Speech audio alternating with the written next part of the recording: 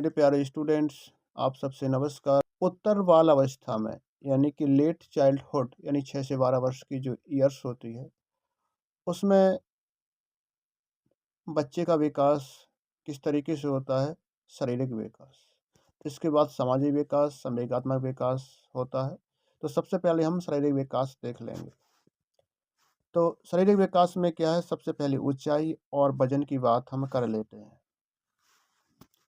तो जो गर्ल्स होती हैं, लड़कियां होती हैं 9 से 12 वर्ष की आयु तक, लड़कों में 10 से 11 वर्ष की आयु तक ऊंचाई में सबसे जो वृद्धि होती है सबसे तेज होती है। क्या होती है? सबसे तेज होती है।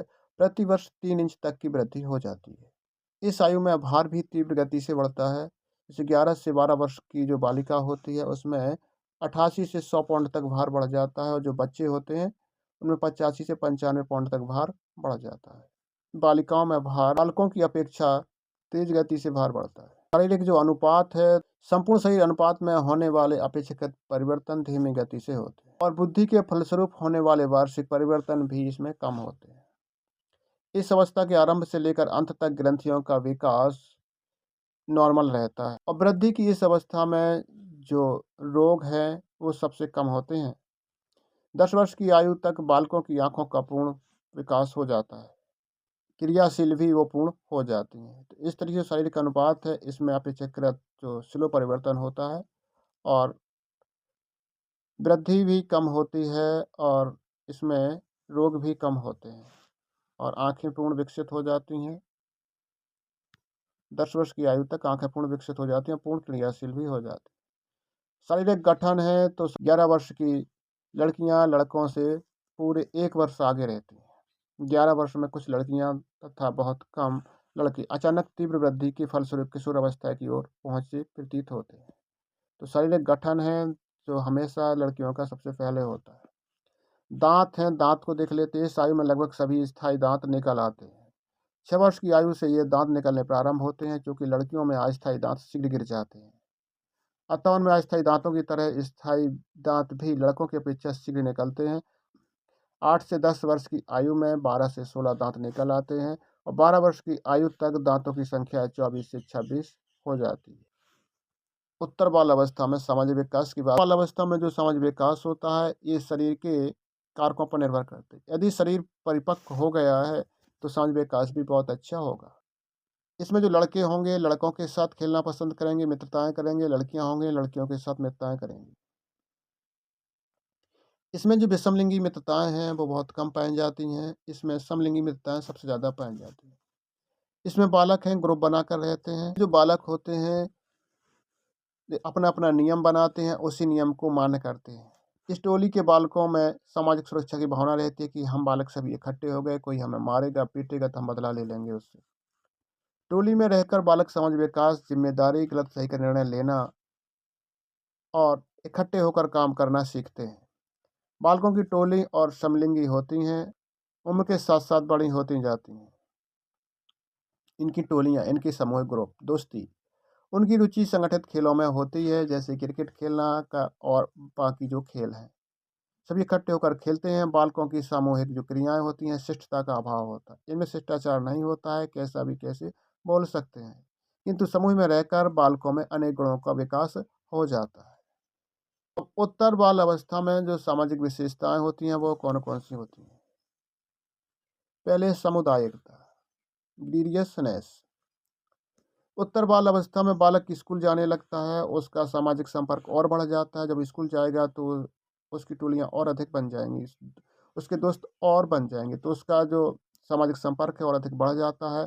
समूह के मध्य रहने के कारण सामुदायिकता की भावना का विकास हो जाता है। इसी कारण उत्तर बाल अवस्था में सामुदायिकता की एज भी कहते हैं। अब स्पर्धा और प्रतियोगिता की भावना, जब इस अवस्था में जो बालक होता है उसे अपने उद्देश्यों के लिए प्रतियोगिता या स्पर्धा करने लगता है। अब जैसे पढ़ाई से ही समझ लो कि इस बच्चे को ज़्यादा आता है तो मुझे भी ज़्यादा आए।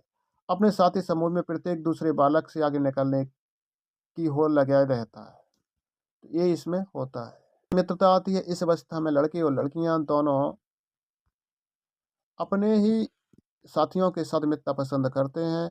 कोई भी बालक अपने मित्र पर इतना अधिक निर्भर हो जाता है, कभी-कभी मित्रों के साथ अनुचित कार्य भी करने लगता है। कभी-कभी इतना निर्भर हो जाता है बालक। नेतृत्व है, लीडरशिप है, तो उत्तर बाल्यावस्था में टोली का नेता आदर्श का प्रतिरूप होता है। जो उस टोली में बड़ा बालक होगा, बुद्धिमान बालक होगा, तो वो सभी अपने समूह का नेतृत्व करेगा। जो उसके समूह में सभी बालक होंगे, तो उसमें एक बालक लीडर होगा। जो बालकों यदि टोली उन बालकों की होती है, यदि नेता एक अच्छा खिलाड़ी है, तो सब बातों में श्रेष्ठ होना चाहिए। इस अवस्था में बालक का है कि बहिर्मुखी हो जाता है, वह टोली का नेतृत्व प्राप्त कर लेता है। नेता को यदि अपने नेतृत्व की सुरक्षा रखता है, उसे उतने ही अधिक नेतृत्व की कौशल की आवश्यकता होती है, यानी कि जो इसका लीडर होगा, उसे सर्वगुण संपन्न होना चाहिए। खेल है, तो इस अवस्था में बालक अच्छा खिलाड़ी तभी बन जाता है, जब वह खेलों में दूसरे बच्चों के साथ अच्छी तरह सहयोग करता है। यद्यपि बालक के खेल घर से प्रारंभ होते हैं, किंतु खिलाड़ी बनना उसके सामूहिक जीवन की देन होती है। तो जैसे कोई बच्चा है, छोटे से गेंद खेल रहा है, तो वो धीरे-धीरे यदि उसका समूह अच्छा रहा, तो क्रिकेट का खिलाड़ी बन जाएगा। अच्छे खिलाड़ी के लिए यह भी आवश्यक होता है कि वह बालक उदार होना चाहिए, अच्छा होना चाहिए, क्रिमिनल माइंड का नहीं होना चाहिए। बालक का सामाजिक विकास जितना अधिक हो अच्छा होगा, उतने ही अच्छा वो खिलाड़ी होगा। सामाजिक सोच यानी उसकी सामाजिक समझ कैसी है, तो हर लोग के अनुसार बालक जितना अधिक लोकप्रिय होगा, जितना अधिक सब कोई उसे चाहेगा, समझेगा और उसकी पहचान बनेगी, सामाजिक सूझ भी उतनी ही अधिक विकसित होगी। अब इसमें सहयोग की भावना, इस अवस्था में सहयोग करने की भावना होती है।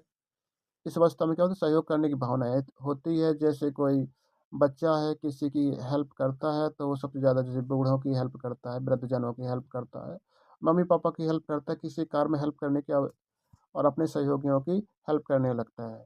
सुझाव ग्रहणशीलता, इसमें जो बच्चा होता है, वो क्या होता है, सबके अच्छे-अच्छे विचार ग्रहण करता है। यदि उसे बुरे विचार मिले, तो बुरे विचार भी ग्रहण कर ले, क्योंकि ये जो अवस्था है, वो ग्रहणशीलता की अवस्था है। उत्तरदायित्व है, जो बच्चा है अपना उत्तरदायित्व समझने लगता है। इसमें क्या होता है, लड़कों की अपेक्षा लड़कियों को उत्तरदायित्व की भावना अधिक मिलती है। लड़कों की अपेक्षा लड़कियों में उत्तरदायित्व की भावना अधिक मिलती है। बालक में उत्तरदायित्व की भावना का विकास कैसे, कितना तथा कब होगा, ये सिर्फ इस पे निर्भर करता है कि आप कितना उसे सिखाते हैं। लड़कियां तो ऐसा है कि लड़कियां तो उत्तरदायित्व की भावना समझती हैं कि हमें खाना बनाना है, हमें झाड़ू पोंछा करना है, तो अपने रोज उठ के अपना खाना बना लेंगी, अपना झाड़ू पोंछा कर लेंगी, अपनी पढ़ाई कर लेंगी, उत्तरदायित्व मानती हैं। लेकिन जो लड़के होते हैं, वो सब ये नहीं समझते हैं। उन्हें तो जितना मम्मी-पापा कहेंगे उतना ही पढ़ाएँगे, लिखेंगे, उतनी अच्छा कार्य करेंगे। तो ये प्रशिक्षण पर आधारित है, क्योंकि जो पहला शिक्षक होती है, वो माता होती है, जो दूसरा शिक्षक होता है, वो आपका पिता होता है।